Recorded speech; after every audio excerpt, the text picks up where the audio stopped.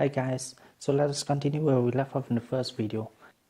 In that first video I was discussing about continuity of functions, and I think remember that if you want to discuss the continuity you have to find a delta for each and every epsilon. But what I did not mention in that last video was that delta depends on that epsilon, and also delta depends on the point A where we want to discuss the continuity.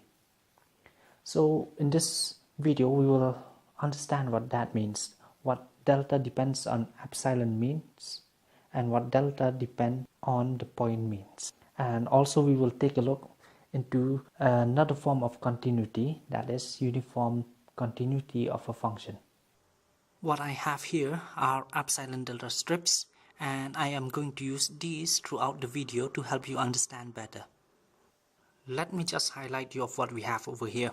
Over here we have epsilon, two different epsilon, this one, and as you can see this epsilon and this epsilon are the same. Alright, so we have two different epsilon, this one and this one, and we have two different deltas. This delta and this delta are the same, as you can see over here. Alright, so they are the same delta, whereas this delta and this delta are different, as you can see over here. So again we have two different epsilons and two different deltas. We will explain that first point, that is delta depend on epsilon. So let us discuss that first point that we want to understand, that is delta depends on epsilon. So just take epsilon to be this much. As you can see over here, if delta is this much, then it will work. Alright, it will work because these distances from here, from the start of delta to the end of delta, this one, are all smaller than this epsilon over here. But what if we reduce the size of epsilon? Will the same delta work? As you can see over here, we have reduced the size of epsilon, we have kept the same delta. But over here you can see that the same delta will not work because all of these distances from here till here, they are all less than epsilon, whereas these distances from here, they are still within the delta up to here. This one is greater than epsilon, and similarly this distance over here, even though it's still inside this delta, it is greater than this epsilon. So what I'm saying, for this epsilon the same delta will not work. But what if we reduce the size of that delta? Suppose we have reduced the size of that delta to this much, and for that same epsilon, as you can see, this delta will work because these distances, this one, are all smaller than this epsilon, from the start of this delta to the end of this delta. So that is what we mean when we say that delta depends on epsilon, because for this epsilon, this delta will work. For a smaller epsilon, the same delta will not work, whereas if we reduce that delta, then it will work. So that is what I mean, delta depends on epsilon. So the next thing that I want to discuss is that delta depends on the point A. That is, if for this point A, a different delta will work, and for this point B, a different delta will work for the same epsilon. Okay, so what I have over here are the same epsilon, whereas delta are different. So as you can see for this point A, as you can see over here, for this point A, for this epsilon, this delta will work because all of these distances from the start to the end of this delta, all of these are smaller than this epsilon.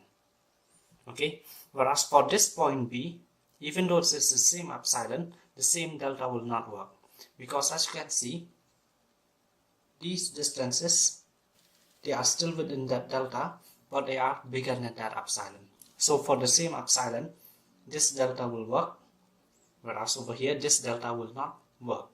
Whereas for the same epsilon, if you change that delta, you can clearly see that will work because all of these distances are smaller than this epsilon.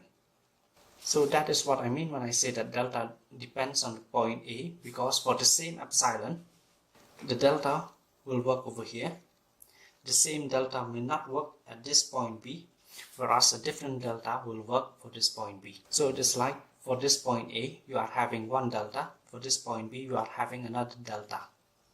And similarly, if you have another point C, the same delta may not work and you may have a different delta. Okay, so now that we have understand those basic things, we are ready to look into the main thing in this video, and that is about uniformly continuous functions. I would just like to say one thing, and that is uniformly continuous functions are those functions where the delta does not depend on the point that you are considering, but however it will still depend on that epsilon. So over here I have drawn the graph of a textbook example, that is 1 by x from the open interval 0,1 to real numbers. As you know, this function is not uniformly continuous. Let us see why. So over here I have 3 epsilon delta strips. The epsilon are more or less the same, whereas the delta are different. First, let me take this epsilon delta strip where the delta is bigger. For this point over here, for this much of an epsilon, this delta will work because all of these distances are smaller than this epsilon. For this point over here also will still work because these distances are still smaller than epsilon. Even if you go towards the left, it will still work at this point also. It will still work at this point. Now comes a critical point over here. For this point over here will still work, whereas if you just proceed a little bit to the left, you can see that this delta will no longer work for this epsilon because this distance is greater than this epsilon. And similarly for this point over here, this delta will no longer work because this distance is bigger than epsilon. If we reduce delta, it may work because that is usually the trick, that is by reducing delta. So let us have a look. For this point over here will work because these distances are smaller than this epsilon. It will still work. Will still work for this one also. Will still work over here. Whereas if you move a little bit to the left again, it will no longer work for this point because these distances are greater than epsilon. Again, if we further reduce delta, it will still work over here. Will still work. Will still work at this point also.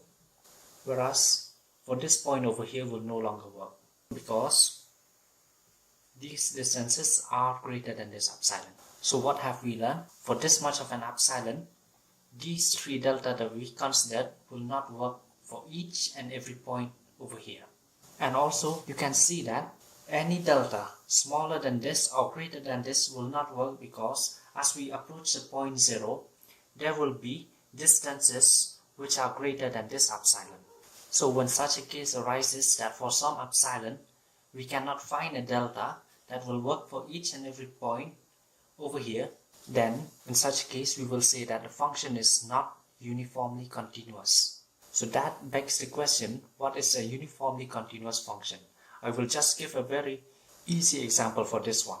So this is the example that I am considering. For this point over here, for this much of an epsilon, this delta will work. Even for this point over here, for this much of an epsilon, the same delta will work because these distances are smaller than this epsilon. And similarly for another point over here, for this much of an epsilon, the same delta will work. And for all of these points, the same delta will work. So what I'm saying is that for this much of an epsilon, there is a delta that will work for each and every point where the function is defined.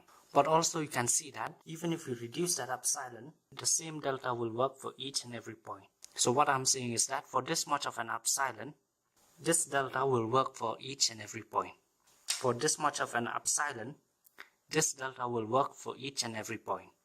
And similarly, if you consider any epsilon, there is always a delta corresponding to that epsilon that will work for each and every point over here. In such a case, we will say that the function is uniformly continuous. So that is what I mean when I say that delta does not depend on the point A, because there will always be a delta that will work for each and every point. Alright, so we have got an idea what uniformly continuous means, but we have not clearly defined what it is, except that it does not depend on the point. But we want to define it mathematically. So what you can see over here is this. This one, as you know, is a uniformly continuous function because there is a delta that does not depend on the point. But what you can see is this. If you take 2 points, x and y, whose distance is smaller than delta, then the distance between fx and fy, this distance is smaller than epsilon. Similarly, if you take another 2 points, x and y, in another position whose distance is less than delta, then the distance between fx and fy, that distance is smaller than epsilon. Similarly, it will work for any 2 points whose distances x and y is smaller than delta. It will even work if you reduce the size of that epsilon. It will also work if you increase the size of that epsilon. That is, if you take x and y whose distances are less than delta, then fx and fy, the distance between them will be smaller than epsilon. So just take a look at the definition and you will see what I am trying to say.